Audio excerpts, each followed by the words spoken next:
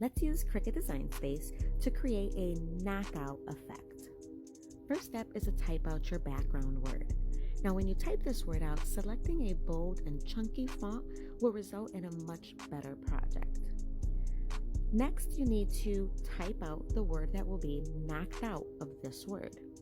So in this case, I have the word Sabrina, and Minecraft by Sabrina will be knocked out. So knockout simply means you have this shadowy effect of your overlapping words that will be cut out from your background word. So I'm going to select a free font, and this is going to be cursive, and the font is called Merlot.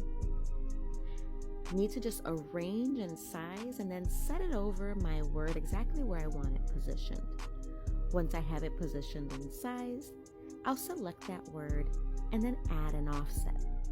Now when you create your offset, there's no right or wrong reason for your thickness.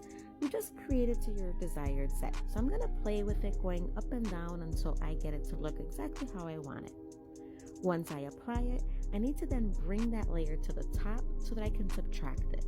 So selecting both my offset and my background word Sabrina, I'll click combine and subtract. That's going to create that negative knockout effect in the word Sabrina. Now my words are still separate, so I can apply color individually as I would like. So I'll set one to red and one to black.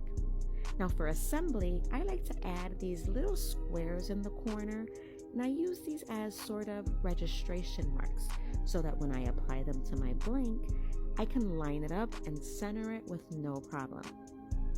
So here I'll just add 2 sets of squares, and one set would be welded or united to the red, and then I'll select the next set and unite that to the black.